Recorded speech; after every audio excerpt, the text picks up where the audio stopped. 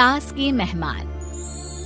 सिमर की सास की सारी जिंदगी किराए के मकान में ही बीती, लेकिन जब बेटा कमाने लायक हुआ तो उसने अपना बड़ा मकान बनाया। क्या है माँ, इतनी लंबी लिस्ट मेहमानों की? गृह प्रवेश है सिर्फ, शादी में तो तुमने इन लोगों को बुलाया ही था ना। अरे बेटा, तुम्हारे पिता और मैंने तो सारा जीवन घर नहीं बनाया, ये सोचकर कि पैसा घर में लगा देंगे तो तुझे कहाँ से पढ़ाएंगे। अब बेटा, घर जैसी खुशी में मैं उन लोगों को कैसे भूल जाऊं जिन लोगों के साथ मैंने पूरा जीवन काटा। तभी वहाँ बहू आ जाती है। क्या माँ जी, कैसी बात कर रही हैं? बुआ जी, चाची जी, उनकी बेटियाँ, ससुराल वाले सभी तो आ रहे हैं। मैंने उनकी लिस्ट सुमन से पूछकर तैयार कर ली है। हाँ बेटा, ये लोग तो रिश्तेदार हैं, इन लोगों को तो बुलाना ही है, लेकिन जिन लोगों के साथ मैं किराए के मकानों में रही, वो मकान मालिक, वो पड़ोसी, उन्हें कैसे भूल सकती हूँ। माँ, लेकिन वो नीलम आंटी को तो मत बुलाना, बड़ा ही लो स्टैंडर्ड साउंड करती है वो। हाँ माँ, और वो किरण को भी। उनका पति और बेटा खाते कितना है। और नहीं तो क्या, शादी में भी 2000 रुपए वाली प्लेट में दनादन खा रहे थे। माँ कुछ नहीं बोलती, कमरे में चली जाती है। तुम्हारी माँ के तो चोचले ही अलग है, न जाने लोगों को क्या बताना चाहती हैं। अरे आस पड़ोस को तो ऐसे पूछ रही है जैसे कि रिश्तेदार। हाँ जानता हूँ माँ को, वो किसी से जुड़ती है तो दिल से जुड़ती है। वैसे बात करता हूँ उनसे। सभी अपने अपने काम में लग जाते हैं। सास को नींद आ जाती है और वो सो जाती है। लग रहा है कि गुस्सा होकर सो गई। कपड़े भी अपने बाहर फेंक कर गई हैं। बहू है ना, नौकरानी जैसी, कर लेगी काम। बड़बड़ करती बहू सास के कमरे में जाती है और कपड़ों को उनकी अलमारी में रखती है कि तभी उसके हाथ में एक एल्बम और कुछ खत लगते हैं। अरे ये क्या है? बहू एल्बम देखती है जहाँ नीलम आंटी और सास के साथ छोटा सा उसका सुमन खड़ा होता है। इनके बचपन की फोटो। वो सारी फोटो देखकर जब खत को खोलती है तो वो किरण का होता है।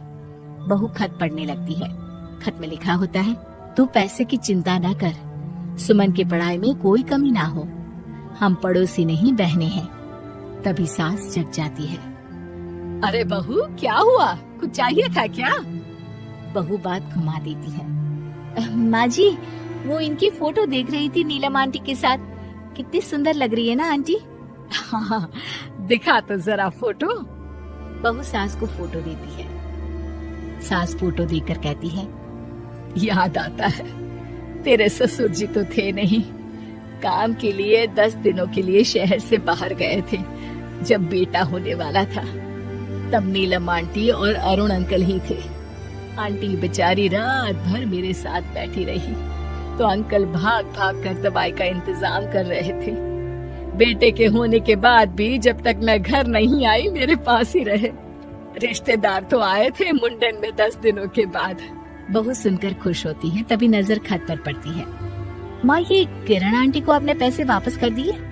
हाँ, वो भी समझ कैसे कैसे किए मैं ही जानती हूँ। सुमन की पढ़ाई के लिए पैसों की जरूरत थी। रिश्तेदारों ने तो साफ बोल दिया था कि किसी होटल में काम पर लगा दो।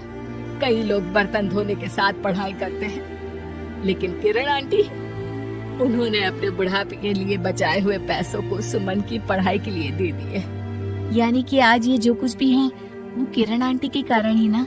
हाँ बहू, ऐसे ऐसे पड़ोसी हुआ करते थे जो किसी रिश्ते के नाम से नहीं बल्कि अपनेपन से भरे थे। फिर सास का बोलने का रुख तीखा हो जाता है।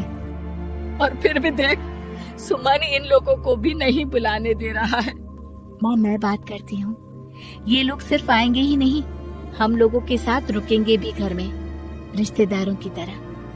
सास बहू बेटे से पूछकर एक एक घर जाकर पड़ोसियों को एक दिन रहने का न्योता दिलाते हैं। और फिर वो दिन भी आ जाता है जब घर में गृह प्रवेश होता है। अरे हम लोगों का कमरा कहाँ है?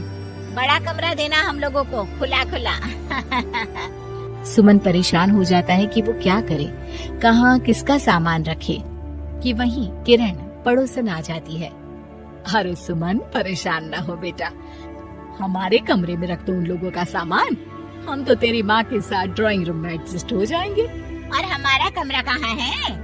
सुमन, जरा सामान कमरे में तो रखवा दो। अरे ये क्या, मेरे कमरे में तो सफाई ही नहीं है। अरे बता देती सुमन, हम कहीं और रह लेते। तभी वहाँ नीलम झाड़ू लेकर आ जाती है। अरे बबली दीदी कैसी बात कर रही है, चलिए मैं साफ किए देती हूँ कमरा। वहीं मामी जी भी आ जाती हैं। अरे सुमन दीदी, सबसे छोटा कमरा हम लोगों को ही देना था क्या? मायके की कोई परवाह नहीं है। वो मामी जी, किरण आंटी और नीलम आंटी की फैमिली एक ही कमरे में है ना, तो इसलिए आप और मामा दो ही तो लोग हैं। तो मामी तो बहू के मुंह से ये बात सुनकर गुस्से से लाल पीली हो जाती है। अरे वाह जी वाह, बहू की जुबान तो देखो कितना बोल रही है। इतना बोलने वाली बहुएं भी होती है क्या? और रहने दो, जब मेरी बहन ने ही मेरे बारे में नहीं सोचा तो किसी और से क्या उम्मीद करें। दोनों सामान पैक करके घर से निकल ही रहे होते हैं कि नीलम आ जाती है। अरे राकेश भैया, मैं भी सुमन की तरह ही तो हूँ। आप तो हम लोगों को इतने साल से जानते हैं। हाँ, तुम लोग तो मेरी बहन से चिपकी रही गोंद की तरह। खैर कोई बात नहीं, रहो बड़े कमरे में। तभी अरुण वहाँ आ जाता है, जो नीलम का पति है। अरे भाई साहब, थोड़ा तो वक्त दीजिए, हम सारे छोटे कमरे में शिफ्ट हो रहे हैं। सारे पड़ोसी छोटे कमरे में चले जाते हैं और मामा मामी बड़े कमरे में। बहू चाची के कमरे से बाहर निकल रही होती है कि देखो कैसे बड़ा मकान बनाकर इतरा रही है। अरे जब हम लोगों ने कहा था कि घर बनवा लो, तब तो लड़के को पढ़ाने की पड़ी थी। इतना पैसा रखी थी, महंगे कॉलेज में पढ़ाया, तब बात मानी होती तो सस्ते में मकान बन जाता। बहू आगे जाती है जहाँ दोनों पड़ोसन भी आपस में बात कर रही थी। मानना पड़ेगा सुमन को, बहुत ही समझदारी के साथ चली। बच्चों की जिम्मेदारी को सबसे ऊपर रखा, रिश्तेदारों के साथ भी पूरा निभाया। नहीं तो आजकल के रिश्तेदार। अरे सुमन के लिए तो हम हमेशा ही खड़े हैं। बहू तभी मामी के पास जाती है, जहाँ वो मामा से कह रही होती है, बस अब आ गए इसके घर। अब तो ये रो रो कर भी बुलाएगी तो मैं ना आऊं। कैसे कमरे में रखा हम लोगों को। सुमन भी ना किसी काम की नहीं है। बहू सभी को देख समझ रही थी। रिश्तेदारों के नखरों के बीच पड़ोसियों का प्यार। वो देखकर समझ जाती है कि सास के असली मेहमान कौन है।